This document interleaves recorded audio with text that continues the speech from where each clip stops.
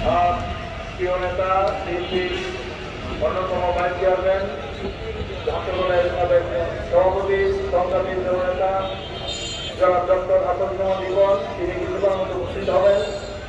উপস্থিত আছেন আমার নামে প্রিয় সহকর্মী সকল আন্দোলন সংগ্রামের পরিচিত নেতা, আমার অত্যন্ত প্রিয় ব্যক্তি সরকারি দপ্তরকে কবিতা করে সংগ্রাম করেছেন, আন্দোলনের নেতৃত্ব দিয়েছেন সম্মানিত চেয়ারম্যান গণমানুষের নেতা আবুল হাসেন মোহাম্মদ রহমতুল্লাহ সহ ডক্টর মনিরুজ্জামান সহ সম্মানিত নেতৃবৃন্দ, উপস্থিত আমার প্রিয় ভাই বোনেরা, আসসালামু আলাইকুম। আমি আন্তরিকভাবে দুঃখিত যে আমাকে তখনই বক্তব্য দিয়ে আমার এলাকায় আলোচনী প্রোগ্রাম হয়েছে করে দিতে হবে, এই জন্য আমি বক্তব্য দিয়ে দিচ্ছি। এই জন্য আপনারা দেখবেন। প্রিয় বন্ধুরা, আমরা অবাক বিষয় লক্ষ্য করেছি দেশে এই যখন নির্বাচনের 3 তারিখ ঘনিয়ে আসছে, আগামী বছরের ফেব্রুয়ারি মাসের প্রথমার্ধে পবিত্র রমজানের মাসকালে নির্বাচন কমিশন সরকার নির্বাচনের তারিখ ঘোষণা করছে এবং ইতিমধ্যে আমরা দেখেছি ডিসেম্বরের প্রথমার্ধে সেই নির্বাচনের তফসিল ঘোষণা করার সিদ্ধান্ত হয়েছে, ঘোষণা হয়েছে। সেই মুহূর্তে আমরা লক্ষ্য করছি একটি চিহ্নিত রাজনৈতিক গোষ্ঠী তারা অত্যন্ত সুপরিপূর্ণভাবে এই গোলাবাড়িকে মাঠ স্বীকার করার জন্য তারা চক্রান্ত ষড়যন্ত্রে লিপ্ত হয়েছে। আমরা দেখতে পাচ্ছি জাতীয় সমাজ এবং আমাদের যে গণভোট এবং এই সব বিষয় নিয়ে তারা যেভাবে বিতর্ক তৈরি করে দেশকে একটি অস্থিতিশীল পরিস্থিতিকে ফেলে দিচ্ছেন, যার কারণে আমরা দেখতে পাচ্ছি যে অবৈধ বিভেদ সৃষ্টি হচ্ছে। আমরা দেখেছি যে বর্তমান এই অন্তর্বর্তীকালীন সরকারের প্রধান উপদেষ্টা ডক্টর মোহাম্মদ ইউনূস তিনিও গতকাল সংসদের জন্য আশঙ্কা প্রকাশ করেছেন যে নির্বাচন বাংলাদেশের একটি গভীর আঘাত আসতে পারে। তিনি বলছেন ভেতরের বাইরে আমাদের সর্বঙ্গ একটি সর্বকারী মহান চক্রান্ত চালাচ্ছে এবং সেটা বড় আকারে বড় শক্তি হিসাবে তারা নির্বাচন সংগ্রাম করার চেষ্টা করছে। আমাদের বুঝতে হবে যে আশঙ্কা প্রকাশ করছেন আমাদের এই বর্তমান অন্তর্বর্তীকালীন সরকারের প্রধান উপদেষ্টা।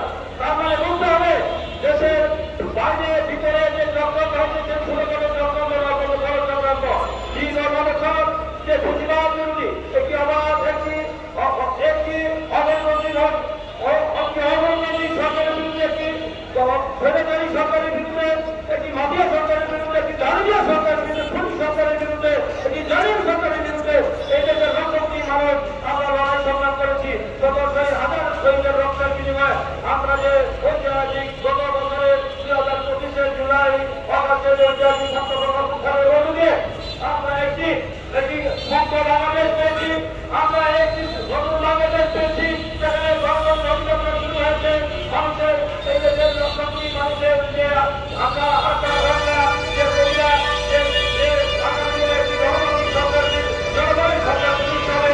এই দেশে দীর্ঘ 16 বছর এই দেশে মানুষের আইন শাসন ছিল না, বিজেপির স্বাধীনতা ছিল না, ন্যায় বিচার ছিল না, মানব অধিকার ছিল না, মানুষের মৌলিক অধিকার ছিল না, অধিকার ছিল না।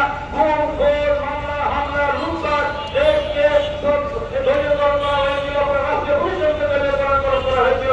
দেশকে শুধু দলীয়করণ করা শুধু হয় নাই, দেশকে আমাদের ধ্বংসের ধাপ আমাদের তাদের কিনারে দাঁড় করে দিয়েছিল।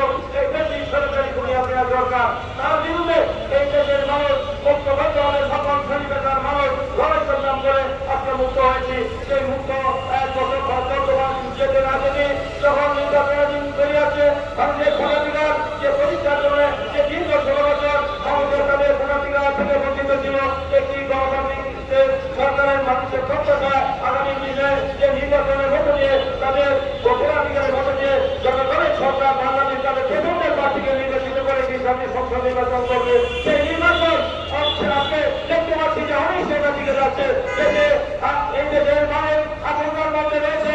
এই আমাদের যে ভোটাধিকারী বিরোধী রক্ত হয়েছিল, যে রক্ত করা হয়েছিল, যে আমরা সবাই ঐক্যবদ্ধভাবে থেকে জনগণের সরকার প্রতিষ্ঠা করবে অবাধ সুষ্ঠু নির্বাচনের মধ্য দিয়ে। এখন যদি তাদের স্বাস্থ্য সংশ্লিষ্ট বিষয় নিয়ে যে নোংরামি শুরু হয়েছে, যে কারাচুরি হয়েছে এবং যে ধরনের বক্তব্য করতে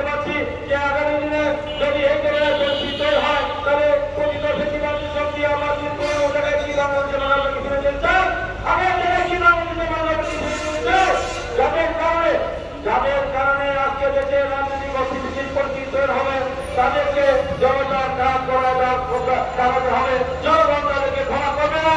আগামী দিনে যদি কোনো কারণে আমাদের এই প্রক্রিয়া ব্যাহত হয়, এই যে ঐক্যবদ্ধভাবে যে আমরা আগামী দিনে সকল রাজনৈতিক দলের মধ্যে যে সৃষ্টি হয়েছে, ঐক্যবদ্ধ ভিত্তিতে সরকারকে আমাদের নির্বাচনের তারিখ ঘোষণা করেছেন। যদি কোনো ব্যক্তি রাজনীতি ইসলামিক রাজনৈতিক দল ব্যক্তি দল তাদের দলীয় স্বার্থ, ব্যক্তি স্বার্থ, কর্মী স্বার্থকে পরিণত করার জন্য জনগণের স্বার্থকে গণতন্ত্রকে যদি আমার গণতন্ত্র নীতির বিপক্ষে করা হয়, গণতন্ত্র নীতি আমাদের সরকারের মধ্যে ফেলে দেওয়া হয়, তাহলে সকল জায়গায় তাদের গ্রহণ করতে হবে।